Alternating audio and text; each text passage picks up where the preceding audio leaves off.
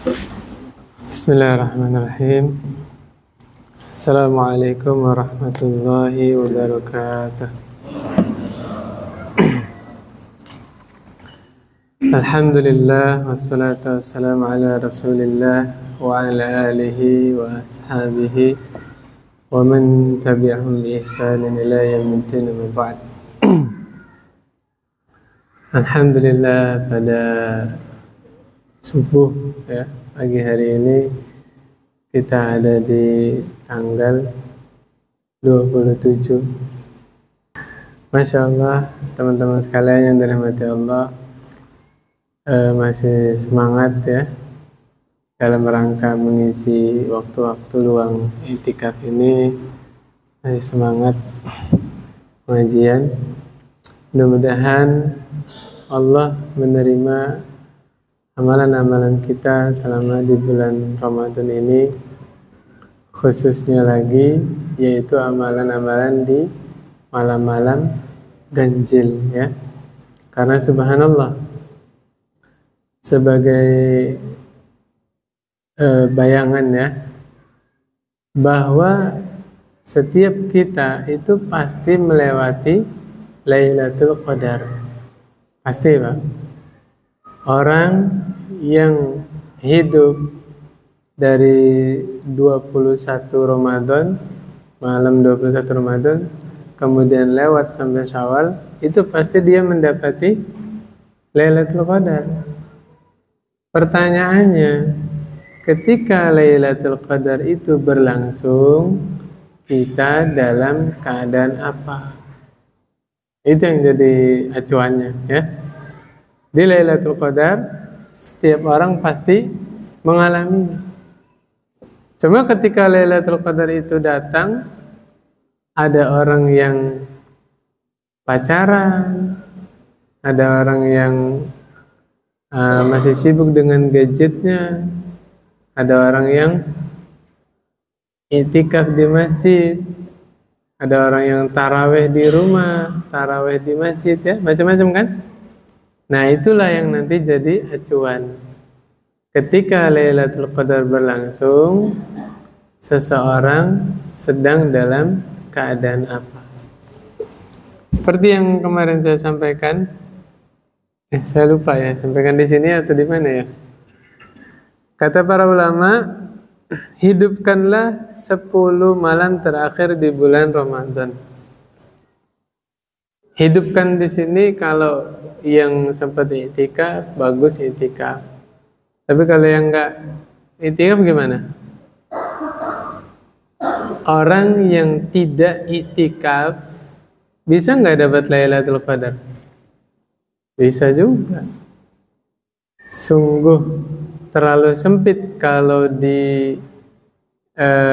artikan yang dapat Lailatul Qadar hanya orang-orang i'tikaf. Kasihan dong ibu-ibu di rumah. Ya enggak? Istri-istri yang ada di rumah enggak bisa i'tikaf, kasihan. Ya. Jadi menghidupkan malam-malam di bulan Ramadan memang yang paling ideal, yang paling efektif adalah dengan i'tikaf. Tapi kita juga enggak boleh memandang remeh orang-orang yang tidak i'tikaf. Bisa jadi mereka di rumah, subhanallah, mengimami istrinya, mengimami anaknya, ya kan? Kalau i'tikaf, manfaatnya kembali kepada diri pribadi doang. Iya nggak Pak? Bapak diem di masjid, baca Quran, sholat, zikir, manfaatnya buat siapa? Buat pribadi. Tapi subhanallah ada orang yang nggak i'tikaf, dia bangunin istrinya, dia bangunin anaknya, sholat berjamaah.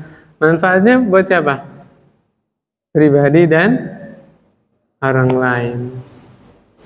Sebagai contoh Pak, misal ini ya, misal Bapak lagi i'tikaf, kemudian saudara Bapak minta dijemput dari bandara atau dari terminal atau dari stasiun. Gimana tuh Pak? Lanjutin i'tikafnya, minta maaf, kemudian saudaranya biar minta tolong ke orang lain, biar Gokar atau Grab gitu ya, atau Maxim yang lainnya ya. Atau itikafnya batalin sebentar jemput saudaranya, yang mana Pak? Hah? Batalin dulu itikafnya. Kata Nabi SAW, khairukum anfa'ukum linnas. Orang terbaik di antara kalian adalah yang bermanfaat buat orang lain. Ahabbul a'mal ilallah, ya, amalan yang paling Allah cintai adalah memasukkan kegembiraan ke hati saudara muslim. Tuh Pak, yang jadi acuan adalah bagaimana supaya kehidupan saya bisa memberikan manfaat untuk orang lain. Jangan salah paham Pak ya. Nah, memang itikaf itu dianjurkan sekali. Bahkan Nabi Muhammad SAW dan para sahabatnya itu memakmurkan masjid dengan cara itikaf. Setelah Rasulullah SAW meninggal pun istri-istri Nabi itikaf Pak di masjid. Istri-istri Nabi itikaf. Tapi jangan sampai keliru, ya. Ada amalan-amalan lain yang juga punya manfaat. Bahkan di dalam hadis yang lain Nabi SAW bersabda begini, wala an amshiya ma'a akhi fi hajati ahabbu min an a'takifa fi hadzal masjid syahron. Udah paham belum Pak? Nggak kelihatan translate-nya di sini ya? Nggak ada ya? Kata Nabi SAW, sungguh aku berjalan bersama saudaraku dalam rangka memenuhi kebutuhannya, lebih aku cintai daripada aku itikaf di masjid ini selama sebulan. Masjid ini maksudnya masjid apa ini? Masjid Nabawi. Padahal kita tahu semua keutamaan Masjid Nabawi. Salat di Masjid Nabawi itu sama seperti salat 1000 kali di Masjid Hidayatullah. Ini namanya Masjid Hidayatullah ya? Pernah Pak salat 1000 kali? Pernah nggak? Orang-orang habis witir pulang, Bapak bangun 2 rakaat salam, bangun 2 rakaat salam, sampai 1000 kali pernah nggak? Nah, Bapak sholat sekali di Masjid Nabawi, misalnya habis maghrib, ya, sholat ba'diyah maghrib sekali kan? Itu nilainya sama seperti sholat ba'diyah di Masjid Hidayatullah 1000 kali Pak. Makanya nggak ada ruginya orang berangkat umroh, ya. Saya pernah ibaratkan begini Pak. Bapak tahu sholat jenazah, pahalanya berapa Pak? 1 qirat. 1 qirat itu seperti apa? Gunung Uhud. Subhanallah, pahala orang bergunung-gunung. Ya, semangat kalau ada yang meninggal, sholati jenazah. Kalau nyolatin doang dapat 1 qirat. Tapi kalau ikut mengiringinya lagi sampai ke pemakaman dapat 1 qirat lagi. Jadi 2 qirat. 2 gunung Uhud. Makanya saya pesan, insya Allah di masjid sini mah nggak ada. Di masjid lain ada yang kalau habis sholat jenazah diamplopin tuh. Bener nggak? Ya nggak usah disebut ininya ya, lokasinya ya. Cari tahu sendirilah. Alhamdulillah di sini nggak begitu ya. Sayang Pak, harusnya dapat pahala 1 gunung Uhud. Gara-gara padahal amplopnya nggak besar Pak. 15.000, 20.000, bener gak? Nah, jangan harapkan itu Pak. Ya. Dari sekarang, ketika ada yang meninggal, kita ikhlas lillahi ta'ala menyolati mereka, al-jaza min jinsil amal Pak. Balasannya itu sesuai dengan perbuatan. Kalau kita semangat nyolatin saudara kita yang telah meninggal, insya Allah ketika kita meninggal, saudara-saudara kita semangat nyolatin kita. Nah, gitu. Ya. Jadi jangan sampai salah niatnya. Itu kalau sholatnya di masjid ini. Bagaimana kalau sholat jenazahnya di Masjid Nabawi? Sholat jenazahnya di Masjidil Haram. Bisa kebayang, Pak? Maksud saya? 1000 gunung Uhud. Allahu Akbar.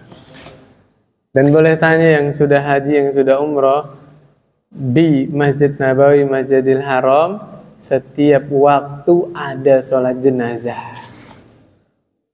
Sayang kalau Bapak habis salam langsung ke hotel. Benar ya Pak ya? Itu biasanya imamnya kasih jeda buat zikir atau ba'diyah Pak ya. Habis itu baru Sallu alal arwah gitu kan. Pada bangun. Ikutin Pak.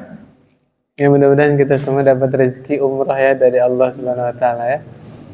Nah, nanti kalau punya kesempatan salat di Masjid Nabawi, salat di Masjidil Haram, ambil kesempatan. Ada salat jenazah, ikutin Pak. Pahalanya berapa tadi? 1000 gunung Uhud. Luar biasa Pak. Itu kalau di Masjid Nabawi. Kalau di Masjidil Haram 100.000 gunung Uhud. Allahu Akbar. Luar biasa.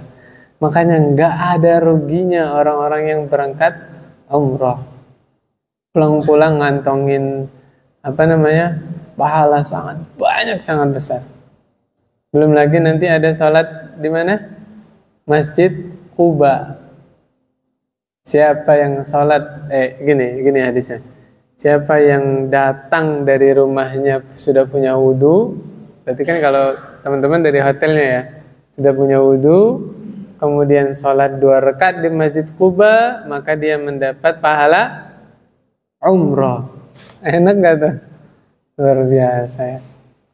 Maksud saya, kenapa cerita begini?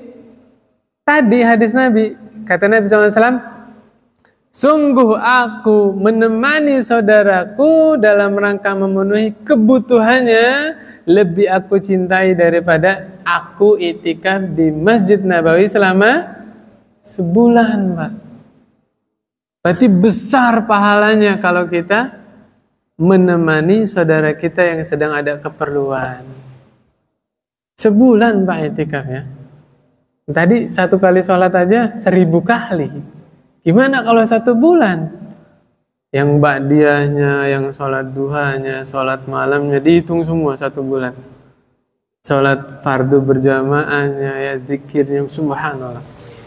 Nah ini jangan sampai kita karena ketidaktahuan kita ya, akhirnya kita meluputkan kesempatan yaitu menyenangkan saudara muslim ya, menemani saudaranya yang sedang ada keperluan ya, subhanallah. Memang ada sunnahnya Pak, kalau pergi kemana-mana itu jangan sendirian. Saya bacain hadisnya nanti ini lagi, kaget lagi Bapak. Ada Pak, riwayatnya begini. Siapa yang safar sendirian itu seperti syaitan yang safar. Kalau safar berdua mirip seperti 2 syaitan yang safar. Safar bertiga baru aman. Jadi dianjurkan. Memang kalau kita baca sirah-sirah terdahulu, orang-orang terdahulu kalau safar pasti berkelompok Pak. Pasti berkelompok. Makanya nanti ada sunnahnya lagi kalau lagi safar ngangkat amir. Amir itu apa? Pemimpinnya. Itu dulu Pak ya, dulu Pak ya. Kalau sekarang gimana Pak? Bapak safarnya sendiri, berdua atau bertiga Pak? Berlima Pak ya? Anaknya 3 berarti. Subhanallah. Ala kulli hal, ternyata amalan-amalan lain juga punya keutamaan, yaitu memberikan manfaat untuk saudara muslim ya. Kemudian yang berikutnya, ngobrol-ngobrol aja Pak ya di sini ya. Udah capek Bapak-bapak, materinya gak usah berat-berat lah, yang ringan-ringan aja ya. santai tapi bisa diresapi. Kita ingin berusaha memetik pelajaran dari rangkaian ibadah yang ada di bulan Ramadan. Gitu Pak ya? Biar tahu kesimpulannya. Apa sih maksudnya Allah syariatkan ibadah ini gitu kan? Kita ambil dulu dari ibadah puasa. Apa hikmahnya Pak? Ibadah puasa. Kalau tujuannya sudah tahu semua, tattaqun, la'allakum tattaqun. Nanti insya Allah kalau ada waktu kita bahas tentang itunya. Hikmah atau pelajaran yang diambil dari ibadah puasa selama Ramadan adalah sesungguhnya Allah sedang mengajarkan kepada kita sesuatu yang dirasakan oleh saudara-saudara kita yang kurang mampu. Bapak lapar kan? Dari subuh sampai maghrib tidak makan kan? Itu yang dirasakan. Perasaan itu yang dirasakan oleh saudara-saudara kita. Ya, saya ambil contoh yang paling jauh. Di mana Pak? Palestina. Subhanallah, Bapak lapar, maghrib makan Pak. Saudara kita yang di sana lapar, gak ada makanan Pak. Ada yang sampai sehari semalam belum makan, 2 hari, 3 hari, subhanallah. Terus kita mau buang-buang makanan, la haula wala quwata illa billah. Sebagian orang ya ngambil banyak-banyak, gak habis, dibuang, la haula wala quwata illa billah. Kita lupa saudara kita ada yang kelaparan. Ya kalau kita belum bisa bantu saudara kita yang terlalu jauh sana, ya tetangga-tetangga saudara kita yang deket aja. Saya pernah sampaikan di sini. Mungkin masih ada sampai sekarang orang-orang yang dia ke toko beras atau ke warung, subhanallah Pak, bukan pakai uang Pak. Pakai apa? Catatan Pak. Dicatat. Maksudnya apa ini? Hutang. Masalah makanan pokok, beras aja subhanallah dia tidak kebeli Pak. Beda dengan Bapak. Kalau Bapak bingung mau makan apa, bingung milihnya kan Pak. Uangnya mah banyak. Nih saudara kita ini bingung mau makan apa karena memang tidak ada yang dimakan. La haula wala quwata illa billah. Makanya di antara hikmah zakatul fitri, apa hikmahnya? Yang pertama kan tuhratan lisaimi minal lagwi warrafas. Zakatul fitri itu fungsinya adalah membersihkan orang yang puasa dari perbuatan sia-sia dan rafas, perbuatan buruk, perbuatan keji. Subhanallah, manusia tidak bisa lepas dari kesalahan. Kita udah berusaha menghindari jangan berbuat sia-sia sama sekali, tetap aja kejebur. Iya nggak Pak? Dan begitu pemurahnya Allah, kita tidak disuruh ngulang puasanya. Subhanallah. Coba Bapak ini nggak sampai ke situ nggak ininya? Perenungannya, tadaburnya. Subhanallah, Allah penyayang, Allah pemurah. Nih orang puasa berbuat sia-sia, nggak disuruh ngulang. Cukup apa Pak? Bayar zakatul fitri, Allah bersihkan puasanya. Subhanallah. Coba kalau suruh ngulang Pak, nggak beres-beres Pak. Syawal ngulang lagi, berbuat sia-sia lagi. Dzulqa'dah ngulang lagi, berbuat sia-sia. Nggak habis-habis, nggak selesai-selesai. Karena kata Nabi, kullu bani Adam khata'un. Setiap manusia itu pasti berbuat salah. Saya sudah pernah terangkan di sini. Khata'un, satu kesalahan. Ketika toknya dikasih tasydid, ta'un, jadinya apa? Banyak salah, mengulang-ulang kesalahan. Bahkan kita jujur, termasuk saya pribadi, mengulang kesalahan yang sama. Iya nggak Pak? Wa khairul khata'in at-tawwabun, dan sebaik-baik orang yang salah adalah orang yang bertobat. Ya, subhanallah. Nanti insya Allah kita bahas tentang taubat kalau ada waktu ya. Jadi hikmah yang pertama apa Pak? Diambil dari puasa. Hendaknya kita punya tenggang rasa. Oh, ini yang dirasakan oleh saudara kita. Nggak banyak komentar. Pelajarannya langsung praktek. Lapar begini yang. Bapak pernah nggak puasa sampai gemeteran? Pernah nggak Pak? Waktu lupa sahur. Lupa sahur, kemudian siang-siang panas. Pas Bapak tidur tuh bangun aja kayak lemas banget. Pernah nggak Pak? Itu yang dialami saudara kita. Kalau kita ada solusi, maghrib buka puasa, ada yang dimakan. Saudara kita mengalami hal demikian, belum nemu solusinya Pak. Subhanallah. Ya, intinya begini Pak. Wa ammas sa'ila fala tanhar. Adapun orang yang minta-minta, janganlah engkau hardik. Tuh. Mereka itu begitu yang mereka alami. Kita sudah mengalami ya, bagaimana lapar, bagaimana lemas. Makanya kalau kita belum bisa bantu, ya belum bisa ngasih, jangan dihardik. Punten, maaf gitu. Ya. Jangan dihardik, jangan dibentak. Hati-hati, orang lemah, sakit hati, ternyata dia hubungannya baik dengan Allah. Sekali mendoa, ya Allah. Kalau doanya jelek gimana? Langsung Allah kabulkan kan? La haula wala quwwata illa billah. Teorinya gimana Pak?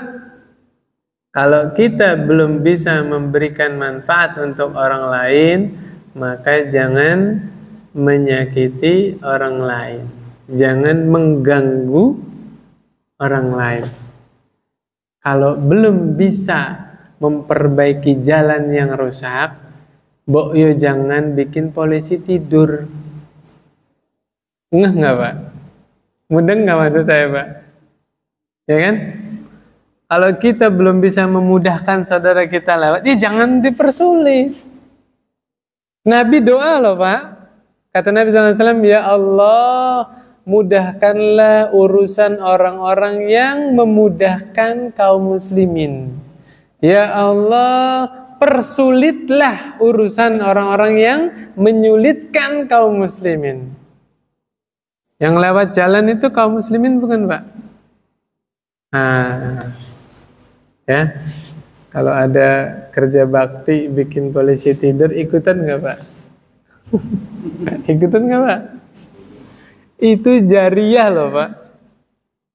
Istilah jariah apa artinya Pak? Terus menerus ya. La haula wala quwwata. Tinggal dikalkulasi aja berapa orang yang dirugikan. Loh bener loh Pak, saya cerita begini bener. Ada ibu-ibu yang hamil, gak usah ibu-ibu hamil lah, gak usah perempuan yang haid lah. Bapak aja yang sudah berusia, ya kita semua berusia Pak ya. Maksudnya yang udah lansia, sakit gak Pak punggungnya? Kalau dijeglugan. Apalagi kita lupa nih, malam gak diwarnain tuh jeglugannya. Sakit kan ini? Belum lagi yang bawa telur. Pecah Pak, bener. Tetangga saya Pak, saya nggak usah sebut lokasinya Pak, sebut sekalian deh Pak. Ibu-ibu Pak, jemput anaknya dari TK, habis ngantar anaknya dari TK, pulang ya, di situ ada polisi tidur, tinggi Pak, 2. Jatuh kepleset, naik motor metik kan, ininya sobek Pak. Alisnya ini, alhamdulillah nggak kena matanya Pak, jadi di atas sobek dalam Pak. Habis kejadian itu saya lewat polisi tidur itu kan hancur polisinya. Wah ini kayaknya suaminya marah ini. Benar Pak. Ya nyelakain orang. Kenapa saya sampaikan begini? Kata Nabi SAW, Al-imanu bid'un wa sab'una syu'bah. Iman itu memiliki lebih dari 70 cabang. A'laha qaulu la ilaha illallah. Iman yang paling tinggi adalah perkataan la ilaha illallah. Wa adnaha imatatul adza 'anit tariq. Ini yang ngomong Nabi loh, yang bersabda Nabi. Iman yang paling rendah adalah menyingkirkan gangguan dari jalan. Jelas nggak dalilnya, Pak? Ya kita kalau orang mukmin kembalinya ke hadis kan, kembalinya ke Al-Qur'an. Menyingkirkan gangguan dari jalan, itu sebagian dari iman. Kalau menyingkirkan gangguan dari jalan adalah iman, berarti membuat gangguan di jalan adalah dosa. Sepakat nggak, Pak? Nah, urusan banyak anak-anak, anak kecil itu tanggung jawab orang tuanya. Poin ini yang pertama.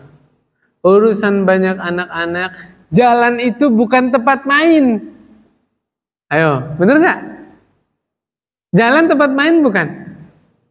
Berarti yang salah pengendara atau anaknya?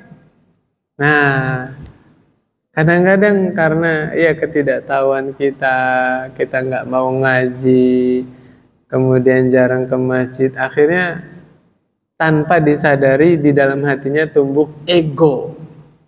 Egois, bener gak Pak? Misalnya nih saya baru punya anak kecil 2 tahun 3 tahun, suka main depan rumah. Waduh, ini bahaya kalau ada motor. Akhirnya depan rumah saya bikin polisi tidur. Egois nggak saya, Pak? Egois. Mau enaknya sendiri, padahal keselamatan anak itu tanggung jawab siapa? Orang tuanya. Gitu ya. Ala kulli hal, tadi pelajaran yang pertama sudah kita dapat. Hikmah yang kita petik dari ibadah puasa adalah subhanallah, kita merasakan langsung keadaan yang menimpa saudara-saudara kita yang kurang mampu, ya. Makanya Nabi nggak mau ketika Idul Fitri jangan sampai ada yang kelaparan. Jangan sampai sebelah sini kaum muslimin bahagia dapat THR. Sebelah sini, ya Allah, jangankan THR, ya, beras aja tidak punya. Nah, Nabi nggak mau begitu. Makanya ada syariat apa? Zakatul fitri. Hikmah yang kedua dari zakatul fitri apa? Tu'matal lil masakin. Untuk memberi makan orang-orang miskin. Bapak boleh buka buku fikih. 3 mazhab, Imam Syafi'i, Imam Ahmad, Imam Malik sepakat bayar zakatul fitri itu menggunakan beras. Emang di zaman Nabi ada beras, Pak? Enggak ada, Pak. Makanan pokok. Ya, bayar pakai makanan pokok. Ya. Nabi pernah nggak bayar zakatul fitri pakai beras, Pak? Pernah nggak, Pak? Nggak pernah. Ya, mungkin di zaman sahabat padi aja sahabat nggak nemu itu. Tanaman apa padi kan? Nggak nemu. Terus Bapak kenapa bayar pakai beras? Makanan pokok. Di sini ada lafaz nih, Pak. Kata siapa? Abu Sa'id Al-Khudri bilang begini. Kunna nukhriju zakatul fitri iz kana fina Rasulullah sallallahu alaihi wasallam so'an min ta'amin.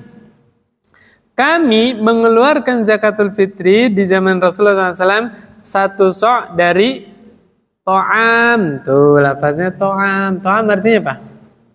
Makanan. Ya kan ada sebagian ustadz bilang bayar pakai beras itu bid'ah. Kenapa? Nggak pernah dilakukan Nabi. Ada bilang gitu kan. Nih lafaz hadisnya nih. So'an min ta'am, au so'an min syair, au so'an min tamr, au so'an min zabib, au so'an min aqid. Ya. 1 so' makanan atau 1 so' gandum, 1 so' kurma, 1 so' kismis atau 1 so' keju. Tuh di sini ada kata-kata apa? To'am. To'am itu Umum, secara umum makanan. Makanya di zaman Muawiyah bin Abi Sufyan, ketika itu kan Ali bin Abi Thalib di Madinah ya, Muawiyah bin Abi Sufyan di Syam, negeri Syam. Apa kata Muawiyah? Tunaikan zakatul fitri dengan makanan penduduk setempat. Tuh, fatwanya siapa ini? Muawiyah bin Abi Sufyan. Seorang sahabat kalau sudah berfatwa, sahabat yang lain diam, nggak ada yang mengingkari, itu namanya ijma', Pak. Sepakat. Ijma' apa namanya? Ijma' sukuti. Sukuti artinya apa, Pak? Diam. Diamnya sahabat yang lain menunjukkan kalau setuju. Jelas insyaallah, Pak ya? Tuh. Muawiyah mengeluarkan fatwa tunaikan zakatul fitri dengan makanan penduduk, karena penduduk negeri Syam sama Mekah beda kan makanannya. Kalau di Papua apa, Pak? Mungkin dulu itu ya. Sekarang beras sudah masuk ke sana kan. Nah. Kenapa? Papeda. Papeda terbaca dari sagu ya. Kemudian ada lagi yang kalau di Eropa roti ya makannya. Roti bahannya apa roti? Terigu ya, tepung ya kan? Ya udah, dengan apa namanya makanan pokok penduduk setempat. Gitu. Jadi bayar zakatul fitri pakai beras bid'ah bukan, Pak? Bukan, ini hadisnya ada, fatwa dari sahabat ada ya. Dan Imam Asy-Syafi'i rahimahullah pernah berpendapat ya, atau dari mazhab Syafi'i pernah berpendapat tidak sah zakatul fitri yang ditunaikan menggunakan uang. Sampai begitu Pak fatwanya, tidak sah. Terus gimana kalau ada warganya yang datang ke sini pakainya uang? Panitia gimana nih panitia? Diterima nggak? Terima.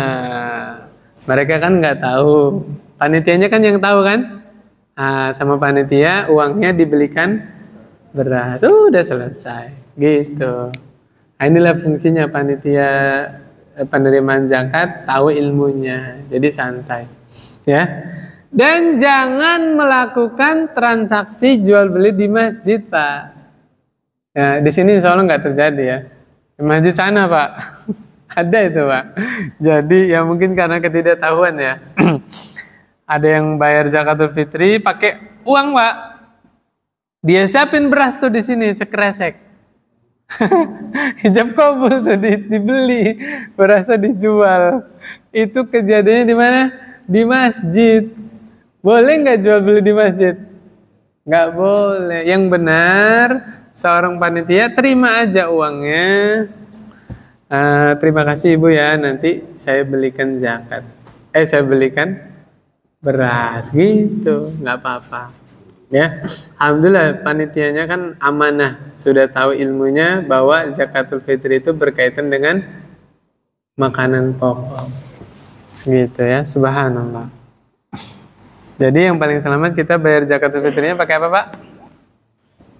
Pakai makanan pokok atau dalam hal ini di sini pakai beras ya. Bapak makannya makan apa, Pak? Nasi ya, bukan beras ya. Makan nasi apa beras, Pak? Nasi. Yang makan beras itu kalau makhluk yang punya tembolok, Pak. Di sini itu. Ya biasanya begitu. Kemudian kapan paling cepat boleh bayar zakatul fitri? Boleh nggak di awal Ramadan? Ini khilaf ulama, khilaf. Ada yang membolehkan, mungkin membolehkan nanti ada syaratnya ya. Bisa jadi darurat ya. Mungkin habis itu dia mau safar atau gimana kan ya, dan lain-lain. Ala kulli hal, kalau dikembalikan ke bahasa namanya apa, Pak? Zakatul fitri. Berarti dekat sama Idul Fitri. Yang saya tangkap Pak ya, dari hadis Abu Hurairah ketika itu jaga Baitul Mal. Di dalam Baitul Mal itu, di gudang itu ada zakatul fitri. Nah itu kan ada maling dari bangsa jin. Ingat gak ceritanya Pak? Udah pernah dengar belum ceritanya? Belum. Jadi gini Pak, Abu Hurairah ditugasi oleh Rasulullah SAW jaga zakatul fitri itu di gudang Baitul Mal. Malam-malam datang ada pencuri lah, ditangkap sama Abu Hurairah. Dia mohon-mohon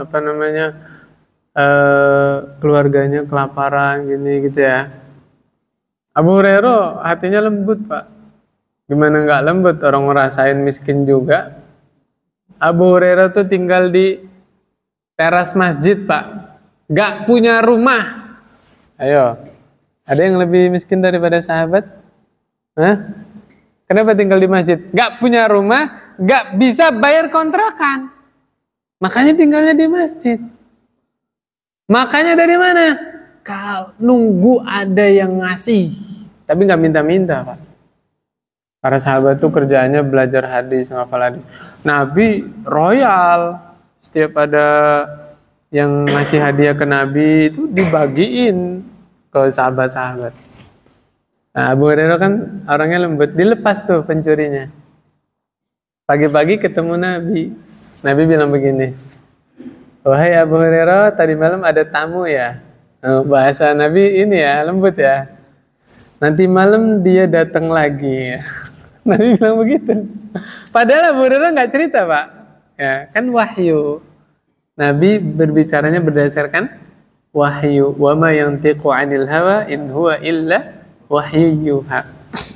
Siap siaga Abu Hurairah. Awas ya, nanti malam datang lagi, tak tangkep. Bener Pak, datang lagi. Ditangkap sama Abu Hurairah. Lagi-lagi dia memohon, memelas, keluarganya kelaparan gimana. Ya mencurinya itu kan terpaksa gitu ya, bukan hobi Pak. Abu Hurairah lembut, dilepas lagi Pak. Tadinya udah azam, saya tangkap nanti malam. Pagi ketemu, gimana Abu Hurairah tamunya? Ada kan? Nanti malam datang lagi. Wah ini ketiga kali kan? Abu Hurairah sudah berazam. Nanti malam saya serahkan ke Rasulullah. Gak mau saya lepas. Subhanallah benar yang dikatakan Rasulullah SAW. Datang lagi itu pencuri. Datang lagi, tiba-tiba memelas. Memelas, nggak mempan Abu Hurairah. Udah 2 kali ya. Subhanallah, jin ini tahu hobinya Abu Hurairah. Ngapain hobinya Abu Hurairah? Belajar. Abu Hurairah tuh paling seneng belajar. Kata Abu Hurairah ya, saya mempelajari 1 bab tentang fikih lebih saya senangi daripada saya berangkat jihad 70 kali Pak. Keutamaan menuntut ilmu Pak. Saya paham 1 bab tentang fikih lebih saya senangi, lebih saya suka daripada saya berperang di jalan Allah 70 kali. Keutamaan ilmu tuh Pak. Akhirnya pencurinya ini bilang begini, "Wahai Abu Hurairah, mau nggak saya ajarin sesuatu?" Diajarin ilmu Pak. Baca ayat kursi ya, Allahu la ilaha illa huwal hayyul qayyum sampai selesai itu. Wa huwal aliyyul azim. Barang siapa yang membaca ayat kursi di malam hari sebelum tidur, maka tidak ada 1 syaitan pun yang mampu mengganggunya sampai datang subuh. Ini ilmu bukan Pak? Ilmu, seneng Abu Hurairah, akhirnya dilepas. Melas-melas gak dilepas, barter sama ilmu dilepas. Abu Hurairah seneng belajar soalnya. Paginya subhanallah ketemu Rasulullah SAW cerita apa kata Nabi SAW? Sadaqa wa in kadzaba. Nabi bilang begini, yang dikatakannya itu tadi malam itu benar walaupun dia adalah pendusta. Syaitan karakternya apa Pak? Pendusta. Tapi dalam hal ini, ilmu ini Nabi membenarkan. Ini namanya apa ini, Pak? Ada ustadz ngawur, sahabat buat bid'ah. Contohnya ini. Nabi gak ngajarin ke Abu Hurairah kan? Abu Hurairah dapatnya dari mana? Dari jin. Bid'ah bukan? Kata ustadz ini bid'ah. Bilal, sandalnya kedengeran di surga. Gara-gara apa? Sholat sunnah wudhu. Katanya bid'ah. Katanya. Ini mah punten ini Pak Ustadz ya. Punten. Saya belajar di pondok Pak, itu semester 1 pelajaran ini. Jadi sunnah itu ada 3. Sunnah qauliyah, sunnah fi'liyah, sunnah takririyah. Qauliyah itu perkataan Nabi. Nabi bilang, man shoma Ramadan imanan wahtisaban ghufira lahu ma taqaddama min dzambi. Itu namanya sunnah qauliyah, perkataan Nabi. Kemudian yang kedua sunnah fi'liyah, perbuatan Nabi. Sahabat melihat Nabi. Nabi rukuknya bagaimana gitu ya. Nabi pakai siwaknya bagaimana. Nabi berwudunya bagaimana. Itu namanya sunnah fi'liyah, perbuatan Nabi. Nah ada yang ketiga, sunnah takririyah. Takririyah itu apa? Persetujuan Nabi. Kejadian di masa Nabi, sahabat berbuat apa ya, nggak diajarin sama Nabi nih. Nabi ingkari atau Nabi setujui. Nah, itu namanya sunnah takririyah. Karena saya dengar Pak, di YouTube itu banyak ada sahabat ngarang doa iftitah. Pernah dengar nggak Pak? Jadi pas lagi Nabi sholat, ada sahabat baca doa iftitah, nggak pernah diajari sama Nabi. Allahu akbar kabiro walhamdulillahi katsira wa subhanallahi bukratan wa asila. Ini doa iftitahnya dari sahabat ini Pak. Kalau Nabi doanya gimana? Allahumma ba'id baini wa baina khata'i, itu kan, dan seterusnya. Setelah sholat Nabi menghadap ke jamaah. Siapa yang membaca Allahu akbar kabiro walhamdulillahi katsira wa subhanallahi bukratan wa asila? Siapa? Ada sahabat aku. Saya ya Rasulullah. Subhanallah. Aku takjub dengan bacaan itu, dengan sebab bacaan itu pintu-pintu langit terbuka. Nah, Ustadz ini yang salah paham, menuduh sahabat buat bid'ah. Padahal ini termasuk sunnah apa ini Pak? Takririyah, sahabat berbuat, Nabi setujui. Lah sekarang, kalau orang ngarang ibadah sekarang nih, ngarang sendiri nih ya, truk disetujuin sama siapa Pak? Nabinya udah meninggal. Sama Pak Lurah aja belum tentu setuju Pak Lurahnya, ya nggak Pak? Ya, Pak RT-nya aja belum tentu setuju kan? Nabinya sudah meninggal. Nah, Allahu Akbar la haula wala quwwata illa billah. Nah ini ya poinnya adalah bedakan masa kita dengan masa Rasulullah SAW. Kalau di masa Rasulullah SAW, syariat itu sedang dibentuk, ya, dan tidak semua perbuatan sahabat disetujui. Enggak, ada yang diingkari juga kan? Ada yang diingkari. Contohnya siapa? Sa'ad bin Abi Waqqas, ketika ingin sedekah 2/3 hartanya, Nabi setuju tidak? Tidak. Nawar setengah hartanya, Nabi setuju tidak? Tidak. Tuh namanya takririyah ini. Sunnah takririyah. 1/3 setuju, itu juga berat. Kata Nabi, aduh 1/3 itu udah banyak gitu. Makanya kalau kita belajar di fikih, ulama menyarankan kalau kita sedekah paling banyak itu 1/5 harta kita. Kalau Bapak punya uang 1 miliar, kurang Pak ya? 5 miliar dah. Ya, Bapak punya uang 5 miliar, para ulama fikih menganjurkan ya, paling banyak infaknya hanya 1 miliar, jangan lebih dari 1 miliar. Ya, kalau persetujuan dari Nabi kan 1/3-nya kan. Kata Nabi itu udah terlalu banyak itu. Kenapa? Kenapa Pak alasannya? Kita meninggalkan ahli waris kita dalam keadaan mampu, tidak merepotkan orang lain, tidak bergantung kepada orang lain, itu jauh lebih baik. Ya. Nah, jadi kita nih kalau ngumpulin harta, salah satu tujuannya ya, supaya anak cucu kita nggak terlantar, insya Allah niatnya masih lurus, Pak. Menjaga nama baik keluarga. Masih lurus insya Allah, Pak. Ya, bukan untuk mengumpulkan dunia, kumpul banyak-banyak, enggak. Kepikiran kan, saya yakin setiap bapak nih, kalau Allah beri kemampuan, pengen anaknya 5, ya sebelum saya meninggal, 5-5-nya punya rumah semua, betul nggak Pak?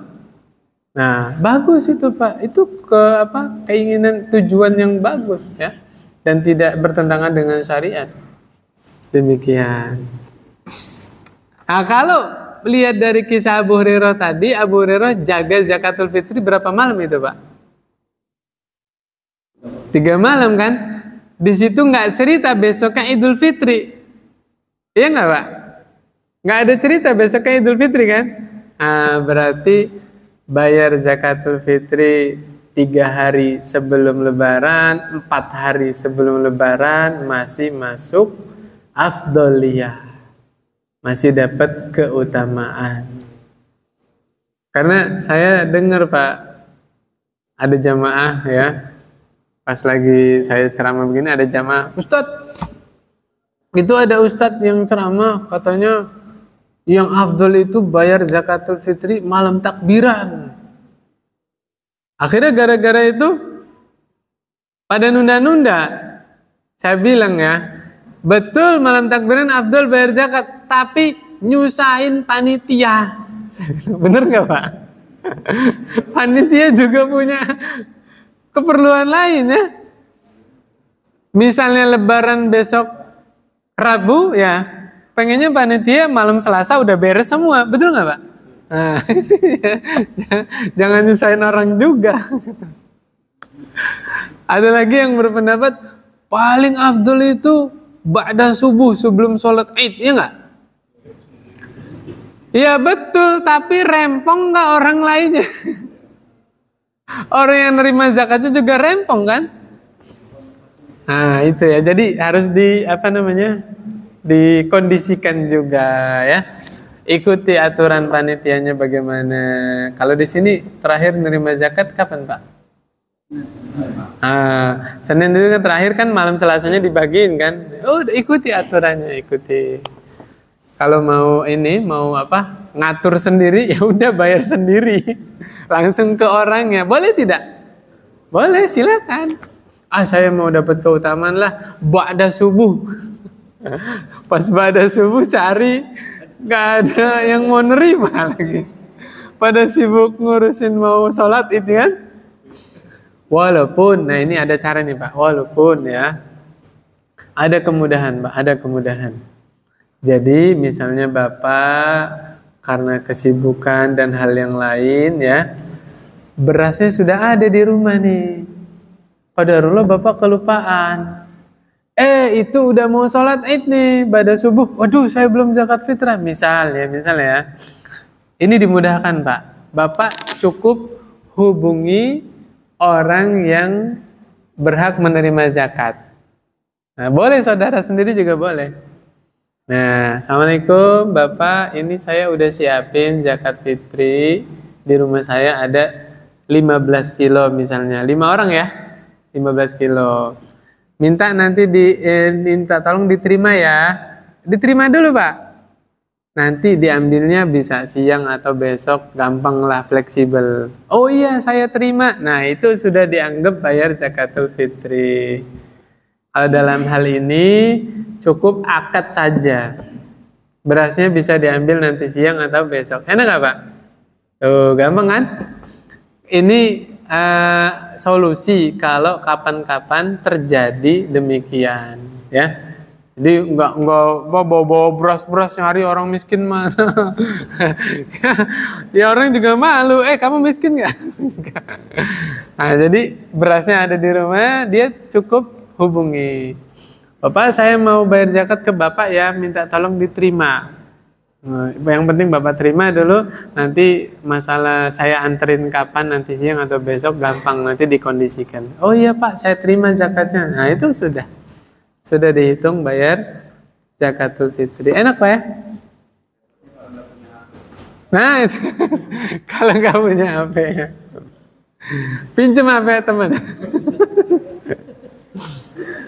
Ini sampai nggak punya HP, jangan-jangan dia yang berhak menerima zakat lagi. Bener ya? Iya bener ya? Jangan-jangan dia betul-betul HP aja nggak punya ya? Ya, ala kulli hal demikian. Dan sah zakat fitri yang dibayar untuk kakaknya, untuk adiknya. Kalau memang kakaknya itu miskin ya, adiknya itu miskin ya. Syaratnya keluarga yang menerima zakat itu bukan tanggungan dia. Artinya kakaknya bukan ikut satu rumah sehari-hari makan sama dia, enggak, bukan ya. Bisa. Ya. Termasuk zakat mal. Nah, ini zakat mal sedikit aja ya. Boleh bapak bayar ke anaknya. Kalau anaknya sudah pisah rumah, sudah berkeluarga ya. Kan ada sebagian yang anaknya itu Allah kasih nasib kurang beruntung daripada ayahnya. Bener gak Pak? Ayahnya Masya Allah hartanya banyak, anaknya qadarullah kerjanya serabutan misalnya atau yang lainnya. Boleh nggak zakat malnya si ayahnya ini bayar ke anaknya? Boleh. Ada hadisnya di Riyadhus Shalihin tentang seorang ayah yang menunaikan zakatnya dititipin di orang masjid. Maksudnya mah kalau ada orang miskin butuh disampaikan. Nggak tahu yang datang siapa? Anaknya sendiri. Anaknya sendiri. Nah bapaknya tahu nih, loh kok harta saya di kamu gitu. Lapor kepada Nabi. Lapor kepada Nabi, dijelaskan bapaknya ini sudah sah menunaikan zakat, anaknya juga sah dapat zakat karena memang berhak menerima. Subhanallah, begitu indah Islam seperti itu indahnya Pak, Masya Allah ya, Subhanallah. Dan yang terakhir mungkin ya, masih 3 jam lagi kan udah pada ini ya, udah pada apa namanya, cuti ya, libur ya, Masya Allah. Biasanya kalau di luar Ramadan ada yang izin kan masuk pagi. Ini enggak, ini santai semua ini. Hah? Sultan semua ini kayaknya nih, Masya Allah. Ya, sedikit lagi mengenai zakat ya, mungkin Bapak nggak dapat dari Ustadz yang lain ya, mungkin ini mah ya, bahwa menunaikan zakat itu tidak mesti dipecah, tidak mesti dibagi, bahkan dianjurkan menyalurnya kepada satu orang. Bagaimana permasalahannya begini? Contoh Bapak punya uang 1 miliar, maka kewajiban zakatnya 25 juta. Bener nggak? 1/40 kan?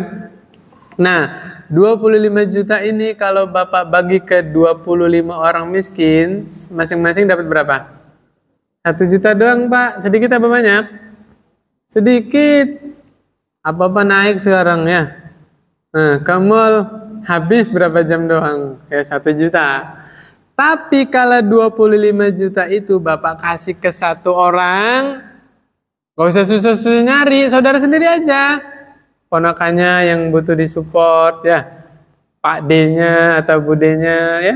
25 juta Pak, saya tanya, 25 juta bisa buat modal usaha tidak? Nah, ini tujuannya.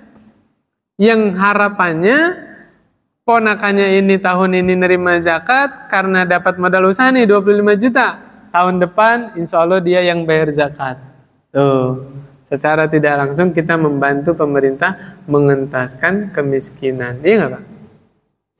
Dan tidak disyaratkan, dan saya tidak menyarankan Bapak kalau bayar zakat bilang ini zakat saya. Jangan Pak.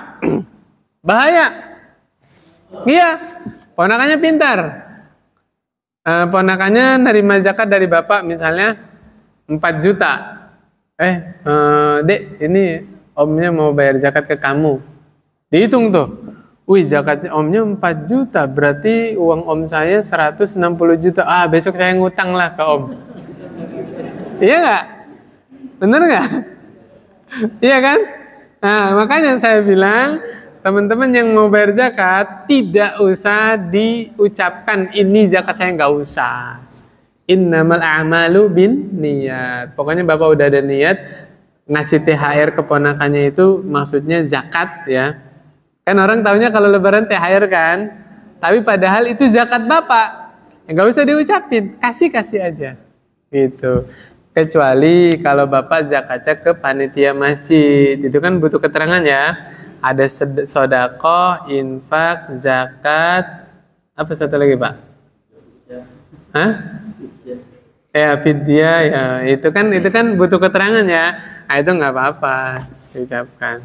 Tapi nanti panitianya ngitung-ngitung lagi. Wih, zakatnya segini. Saya besok ngutang ya. Repot lagi Pak ya. Allahu Akbar. Ya. Ah, ini demikian Pak ya. Jadi bisa caranya zakat itu disalurkan kepada satu orang dalam jumlah banyak. Dan saya sarankan Bapak nyalurkannya ke saudara sendiri. Jangan sampai ada omongan, wah om saya mah sama tetangga royal, sama orang lain mah baik, sama saudara sendiri pelit. Nah, jangan sampai seperti itu. Ya. Islam mengajarkan orang yang paling berhak menerima manfaat dari kita adalah saudara dulu, Pak. Ya, saudara dulu. Termasuk istri. Mungkin istri kaya raya, suaminya Allah uji ketika itu habis di PHK, misalnya nggak punya kerjanya. Boleh nggak istri bayar zakatnya ke suami? Boleh, Pak. Sah. Tapi kalau suami bayar zakat ke istri, nggak sah. Jatuhnya nafkah bukan zakat. Iya. Kan suami tanggung jawab menafkahi istrinya kan. Jatuhnya nafkah bukan zakat ya. Nah, demikian ya. Ini masalah zakat. Kemudian yang saya tambahin dikit ya Pak ya. Pelajaran yang berikutnya kita petik dari buka puasa Pak. Buka puasa itu besar sekali pelajarannya. Kenapa? Bapak dengar azan maghrib bilang apa Pak? Alhamdulillah. Coba Pak, kalau di luar Ramadan. Ayo? Hah? Dengar azan alhamdulillah nggak di luar Ramadan? Nah, ini poinnya Pak ya. Rasa syukur. Ramadan mengajarkan kita, mendidik kita supaya menjadi pribadi yang bersyukur. Innallaha la yarda 'anil 'abdi an ya'kula aklatan fahamidallah au yashroba syurbatan fahamidallah. Sungguh Allah itu ridho terhadap orang yang makan, satu kali makan dia bilang alhamdulillah. Allah ridho Pak. Allah ridho sama orang yang minum sekali teguk, setelah itu bilang alhamdulillah, Allah ridho Pak. Makanya saya pernah ngajarin, boleh Bapak makan satu piring ya. Setiap ngunyah telan, udah telan, alhamdulillah. Ambil lagi dikunyah telan, alhamdulillah. Oh, itu satu piring habis berapa kali Bapak bersyukur, alhamdulillah. Iya nggak Pak? Jangan diingkarin, bagus itu Pak. Sambil makan sambil zikir ya kan? Orang Bapak sambil makan ngobrol aja jojong, ya nggak? Sambil ngobrol kan kalau makan?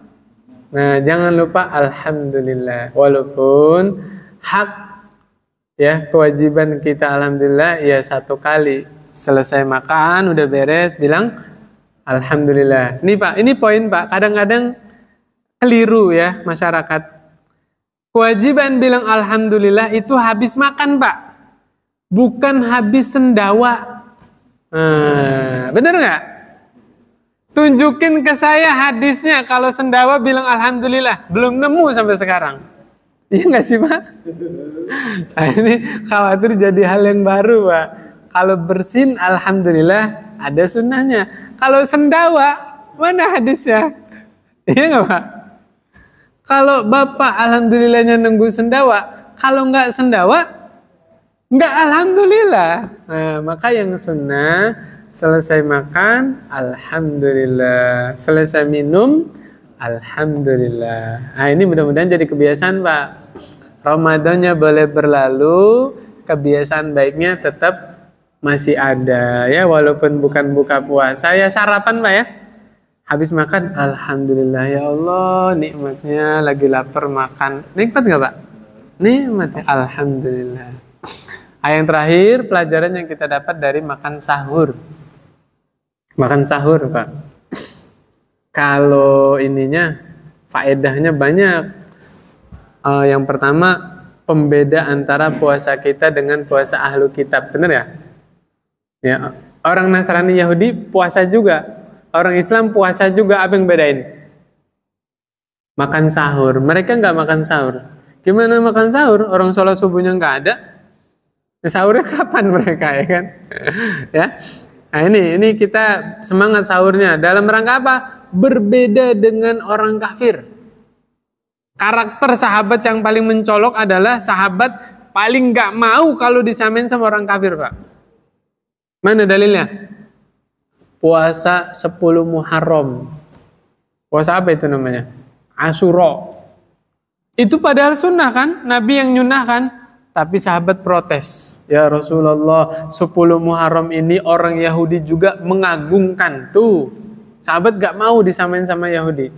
Akhirnya Nabi janji, ya udah, kalau tahun depan saya masih hidup, ayo kita mulai dari tanggal 9. Tuh, supaya apa?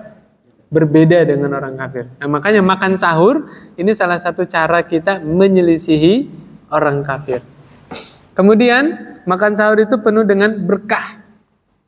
Nabi telah mengingatkan kepada kita bahwa Allah berkahi di dalam makan sahur. Jadi makan sahurnya berkah Pak ya. Bukan banyak-banyak makan sahur Pak.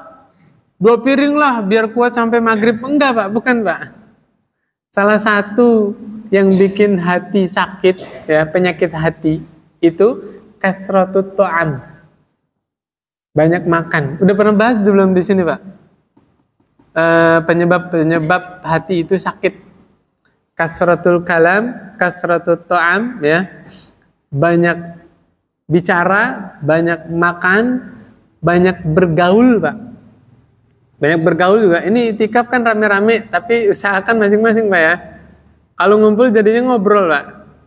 Tapi kalau individu-individu ya ada yang sibuk ngaji, ada yang sibuk zikir ya. Yang ngumpul sebentar aja nggak apa-apa ya. Yang berikutnya apa? Kasratud dohak.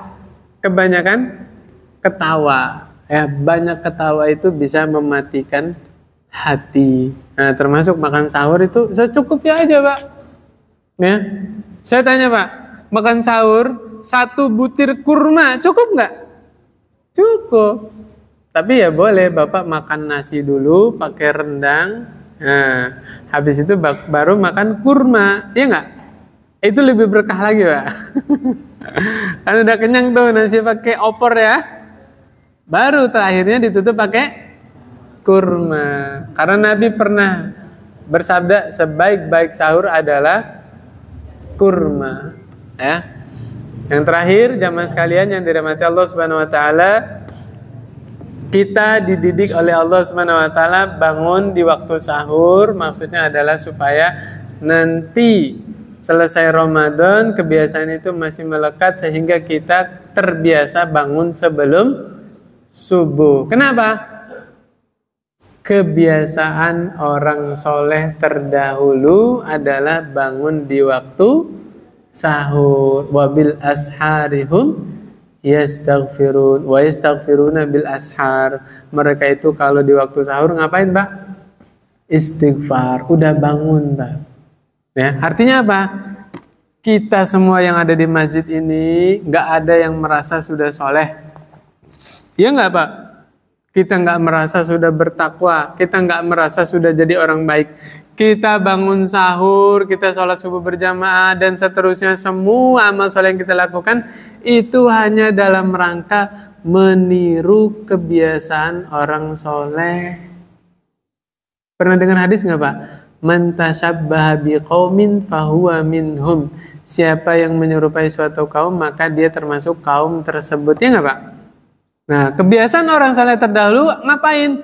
Bangun di waktu sahur. Nah, mudah-mudahan kalau kita bangun di waktu sahur, kita meniru kebiasaan orang saleh terdahulu. Kalau kita niru-niru kebiasaannya, mudah-mudahan Allah masukkan kita ke dalam golongan orang soleh. Tuh, kita nggak merasa soleh, kita hanya berusaha meniru. Siapa orang-orang soleh terdahulu? Abu Bakar, Umar, Utsman, Ali, ya, Tolha, Mu'adz, Abdurrahman bin Auf dan seterusnya. Demikian, selesai, Pak. Alhamdulillah. Ini pertemuan kita yang terakhir di Ramadan, Pak ya. Minal aidin wal faizin, Pak ya. Walaupun belum lebaran. Kalau udah lebaran kan nanti taqabbalallahu minna wa minkum, ya. Itu belum lebaran kan, Pak? Soalnya di Jawa ada yang lebarannya Jumat. Itu ngawur itu, Pak. Betul, ngawur, Pak. MUI harus negur itu. Ini bukan masalah khilafiyah ini. Lawang saya lihat bulan masih kelihatan. Iya nggak, Pak? 27 masih jelas. Ini lebaran dari mana? Kata ustadznya apa? Saya sudah telepon Allah katanya. Pak, dari 313 Rasul itu ya, dari 124.000 Nabi, itu yang ngomong sama Allah itu hanya beberapa doang, Pak. Komunikasi langsung dengan Allah itu hanya beberapa doang. Nabi Musa kan kalimullah ya, berbicara di lembah tua. Sama Nabi Muhammad SAW ketika Isra Mi'raj kan. Selebihnya lewat malaikat Jibril. Yang komunikasi langsung dengan Allah itu dari sekian ratus ribu Nabi, 124.000 Nabi ya, hanya beberapa orang doang yang komunikasi langsung dengan Allah. Lah ini ngaku-ngaku nelpon Allah. Allahu Akbar. Kalau Bapak membenarkan, berarti Bapak mengakui bahwa dia seorang Nabi. Berarti mengakui ada Nabi setelah Nabi Muhammad SAW. Tuh kan parah kan? Konsekuensinya parah kan? Nah yang begini nih yang harus ditegur sama MUI. Bukan kajian udah bener dibubarin. La haula wala quwata illa billah. Iya Pak ya. Yang dibubarin dokter loh Pak. Dokternya Mumtaz. Cum laude ya. Bener nggak saya bacanya? Cum laude S3 Saudi loh. Kemudian yang lulusan Indonesia mau sertifikasi. La haula wala quwata illa billah. Emang kadang-kadang Pak, sifat sombong itu tidak disadari masuk ke dalam diri seseorang. Betul nggak Pak? Kadang-kadang ya. Cukup Pak ya? Tumben ini nggak ada air minum ini. Sekalian ada. Ya buat hiasan aja, buat dipegang-pegang aja Pak. Nggak mungkin saya lupa, banyak yang ngingetin itu. Saya buka. Jadi, cukup Pak ya.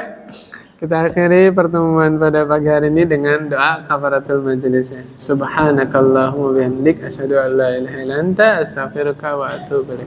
Assalamualaikum warahmatullahi wabarakatuh.